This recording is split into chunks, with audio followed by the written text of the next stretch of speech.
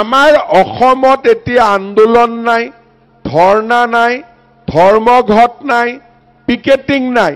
অসমত নতুন উদ্যোগ আহি আছে। এইবাৰ আমি ল'ৰা ছোৱালীসকলৰ কাৰণেও এটা নতুন আঁচনি আনিছো। ইয়াত মেট্ৰিকৰ ৰিজাল্ট দিলে নে নাই? ল'ৰা ছোৱালী মেট্ৰিক পাছ কৰিছে নে? কৰিছে। এইবাৰ আমি মেট্ৰিক পাছ কৰাৰ পিছত কলেজত যিমান এডমিশন হ'ব, এইবাৰ আমি কলেজৰ এডমিশন সকলোকে বিনামূলীয়াকৈ দিম। কোনেও এক পইচাও কলেজত এডমিশন ফিজ দিব নালাগে।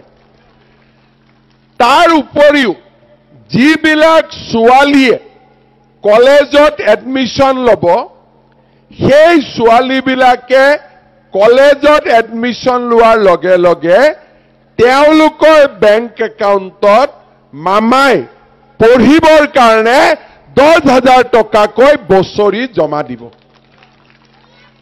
তাৰমানে এতিয়া ল'ৰা ছোৱালীক পঢ়াবৰ কাৰণে বাপেক মাকে বেছি টকা পইচা খৰচ কৰিব নালাগে।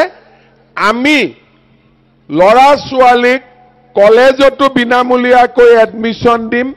ছোৱালীক আমি হায়াৰ ছেকেণ্ডাৰীত 10,000 টকা দিম। ডিগ্ৰীত আমি 12,500 টকা দিম। আৰু ইউনিভাৰ্চিটিত পঢ়িলে বছৰি আমি 25,000 টকাকৈ আমি ছোৱালীৰ একাউণ্টত জমা দিম।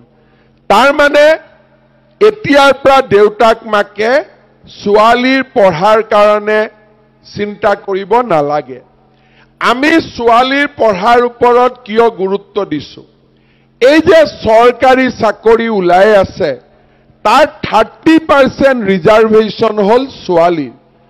জাগিৰোডত নতুন ইণ্ডাষ্ট্ৰী আহিছে। ল'ৰা ছোৱালী সকলোৰে বাবে বহুত চাকৰি ওলাব। আমাৰ অসমত এতিয়া আন্দোলন নাই, ধৰ্ণা নাই, ধৰ্মঘট নাই, পিকেটিং নাই।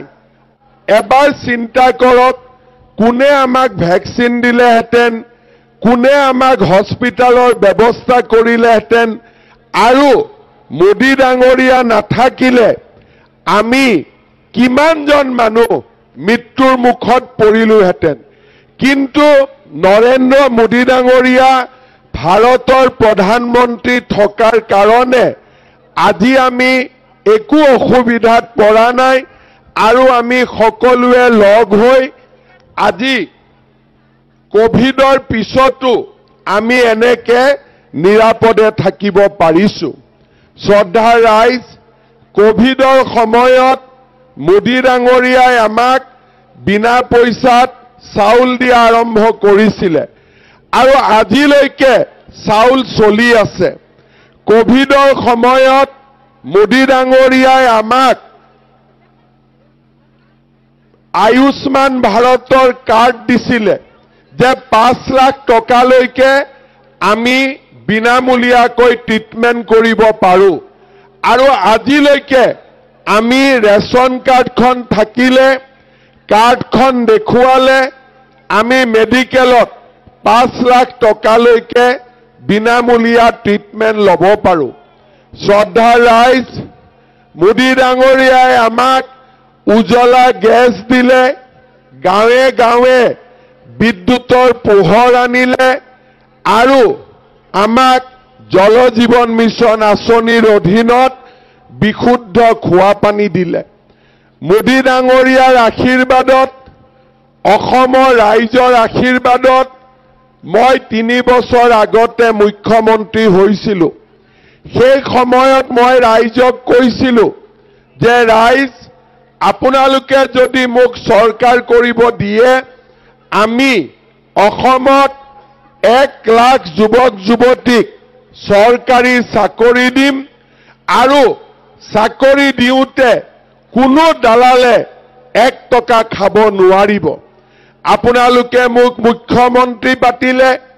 আজি মোৰ চৰকাৰ হোৱা 3 বছৰ হ'ল আৰু 3 বছৰৰ ভিতৰত মই 1 লাখ যুৱক যুৱতীক চৰকাৰী চাকৰি আজি দিব পাৰিলো। আৰু এই যে চাকৰি দিলো, কোনো দালাল নাই, কোনেও 1 টকা খাব পৰা নাই। আজি চাকৰি কোনে পায়? ঠেলা চালকৰ ল'ৰা, ৰিক্সা চালকৰ ল'ৰা, দুখীয়া মানুহৰ ল'ৰা। আজিৰ সভাত মই আকৌ এবাৰ আপোনালোকক কৈছোঁ যে মোৰ 1 লাখ চাকৰি দিয়া হৈ গ'ল। অহা এবছৰৰ ভিতৰত মই আৰু 50,000 ল'ৰা ছোৱালীক চৰকাৰী চাকৰি দিম। 50,000, 1 লাখ হৈ গ'ল, আৰু 50,000 ল'ৰা ছোৱালীক আমি চৰকাৰী চাকৰি দিম। শ্ৰদ্ধাৰ ৰাইজ, আমাৰ যেতিয়া অসমত কংগ্ৰেছ চৰকাৰ আছিল, কংগ্ৰেছে আমাক কি আঁচনি দিছিলে? ধুতি, লুঙি, সূতা, আঁঠুৱা আৰু কম্বল, হয়নে নহয়? সেইকাৰণে মই কওঁ, কংগ্ৰেছ চৰকাৰে আমাক পঞ্চ অমৃত খুৱাইছিলে। কি অমৃত খুৱাইছিলে? ধুতি দিছিলে, লুঙি দিছিলে, আঁঠুৱা দিছিলে, সূতা দিছিলে আৰু কম্বল দিছিলে। আমি ধুতি লুঙি ৰাজনীতি নকৰোঁ। আমি ৰাইজক কি কৈছোঁ যে ৰাইজ আমি অৰুণোদয় দিম। অৰুণোদয় মানে 1250 টকা বেংকৰ একাউণ্টত প্ৰত্যেক মাহে আমি জমা দিম। মানুহে আমাক বিশ্বাস কৰা নাছিলে, কিন্তু এতিয়া এনেকুৱা দিন হৈছে যে কংগ্ৰেছৰ লিডাৰেও আহি মোক কয় যে আমাৰ গাঁৱত 2-4টা অৰুণোদয় দিব লাগে বুলি, হয়নে নহয়? আপোনালোকৰ কোনে কোনে অৰুণোদয় পোৱা নাই? হাত দাঙকচোন। পোৱা নাই? কোনে কোনে পোৱা নাই? আৰু এবাৰ হাত দাঙক। বা, লাগিবনে নাই? এতিয়া লাগিবনে নাই? তে লাগে যদি মনে মনে কিয় বহি আছে? কবতো লাগে লাগে বুলি, হয়নে নহয়? সঁচাই লাগিবনে? লাগিব? আচ্ছা, অৰুণোদয় দিলে মই কি পাম? ভোট। ভোটটো বিজুলীয়ে পাব, ভোটটো মোদীজীয়ে পাব, কিন্তু অৰুণোদয় পালে মই আপোনালোকৰ গাঁৱত মোক ঘোষ হিচাপে নাৰিকল লাৰু মুড়ি লাডু খুৱাব। হ'ব? হ'ব? মোৰ বেছি ডিমাণ্ড নাই, অকণমান ডিমাণ্ড। এটা নাৰিকল লাৰু মৰমত খোৱালে কাম হৈ গ'ল। হ'ব? এতিয়া মোক আপোনালোকে কওক, আপোনালোকৰ ৰেচন কাৰ্ড কাৰ কাৰ আছে? চবৰে আছে? আচ্ছা, ৰেচন কাৰ্ড নোহোৱা কোনোবা আছে নেকি? আপুনি আছে, এই 2-4 জন আছে, ঠিক আছে। আপোনালোকৰো নাই? আপোনাৰ নাই, আপোনাৰো নাই। ৰ'ব, তাৰ পৰাই ক'লে হ'ল নাই। যাৰ যাৰ ৰেচন কাৰ্ড নাই, 1 মাহৰ ভিতৰত, ইলেকশ্যনৰ 1 মাহৰ পিছত আপোনালোকে ৰেচন কাৰ্ডখিনি লৈ ল'ব। আৰু কাবাৰ আধাৰৰ গণ্ডগোল আছে নেকি? কিমানৰ গণ্ডগোল আছে? আধাৰৰ আছে। আৰু আধাৰৰ গণ্ডগোল কিমান আছে? বেছি নাই, এইখিনি আছে। ঠিক আছে, আধাৰৰ গণ্ডগোলখিনিও মই শেষ কৰি দিম।